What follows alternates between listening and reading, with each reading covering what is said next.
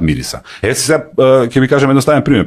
Пред сигурно ќе беше Мала Богородица, одевме на манастирот во Калишта, на враќање по стариот пат, можеби појас од 2,5 километри, тоа внатре во колата моите деца на 2,5 години почнаа да кашлаат невидено, ги печеа очите.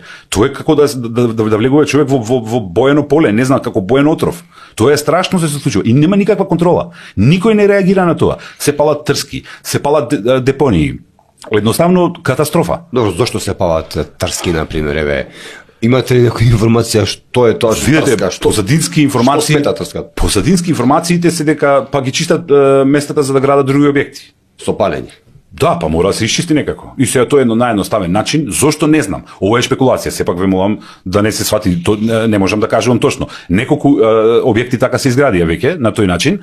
Се почнува со диво градба, едноставно се гради, никој никому ништо не му разговара, инспекторите не реагираат на тоа. Потоа се чека да се донесе закон за легализација во Македонија, нели ние си носиме закони за легализација на секој 10 години, нема никаков проблем. Знаете ставот на владачката партија каков е или на другите претходните. Тука нема никаква разлика. Значи се оди на диво. И потоа го настанува проблемот. Депонијата е еден од најголемите проблеми за Стружени. Таа мора да решиме.